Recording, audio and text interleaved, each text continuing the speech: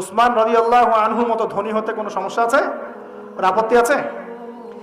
একটা আমল তার জীবনী থেকে পাওয়া যায়, এটা পড়ে আমার কাছে এত নিজেকে এত ছোট মনে হচ্ছে যে কাশ যদি এই আমলটা আমি করতে পারতাম। বলে দেব, চেষ্টা করছি যে করার, আপনারাও করার চেষ্টা করেন। উসমান রাদিয়াল্লাহু আনহু ধনী ছিলেন কিনা? তো নবীর কাছে গিয়ে বলছেন যে আমার ধন সম্পদ খুব বেশি বাড়ছে, ইয়া রাসূলুল্লাহ আপনি সম্পদ একটু কমানোর দোয়া করেন তো আমার জন্য। চিন্তা করা যায় মানুষ এমন দোয়া কেউ করবে এই যুগে? আচ্ছা, নবী সাল্লাল্লাহু আলাইহি ওয়াসাল্লাম বললেন তুমি উটের পিঠে, গাধার পিঠে খাওয়া দাওয়া করো, ঠিক আছে, খাওয়া দাওয়া করো। তো তিনি খাওয়া দাওয়া করেন। এখন কয়দিন পরে, কয়দিন বলতে কতদিন আল্লাহ ভালো জানেন, তিনি এসে বলছেন ইয়া রাসূলুল্লাহ আমার তো সম্পদ আরো আগের চেয়ে বাড়তেছে, দেখি আপনি কি দোয়া করলেন, সম্পদ তো আরো বাড়া শুরু করেছে এখন। তখন তিনি বলছেন যে তুমি যখন খাও তখন তোমার হাত থেকে যদি খাবার পড়ে যায় তুমি কি করো? তখন তিনি বলেছেন আমি, আমার হাত থেকে খাবার যদি পড়ে যায়, একটা দানাও যদি পড়ে যায়, আমি উটের পিঠ থেকে নেমে সেই খাবারটাকে তুলে পরিষ্কার করে তারপর খাই। উসমান রাদিয়াল্লাহু আনহু এত ধনী মানুষ, তিনি প্রতিবেলায় 100 মানুষকে খাওয়াতে পারেন, কোনো সমস্যা নাই। তিনি একাই তাবুকের যুদ্ধে 30,000 সৈন্যের দায়িত্ব নিয়েছেন।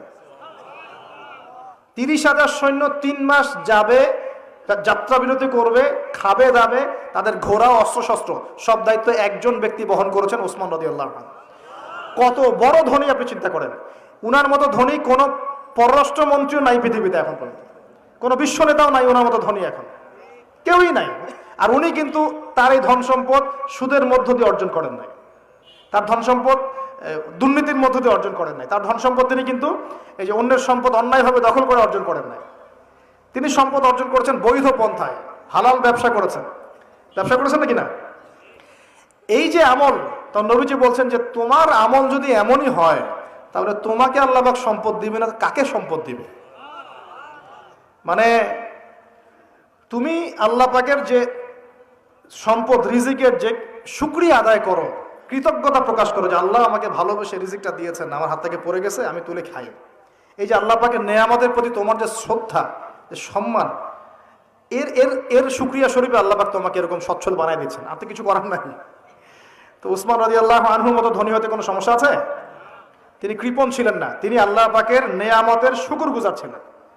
ভুল ব্যাখ্যা নিবেন না, তিনি আল্লাহ পাকের নেয়ামতের শুকরগুজার ছিলেন। আমরা আল্লাহ পাকের নেয়ামতের শুকরিয়া আদায় করবো ইনশাআল্লাহ, এবং যা রিজিক আল্লাহ আমাদেরকে দিয়েছেন এতে সন্তুষ্ট থাকবো ইনশাআল্লাহ, এবং হালালভাবে চলার চেষ্টা করব।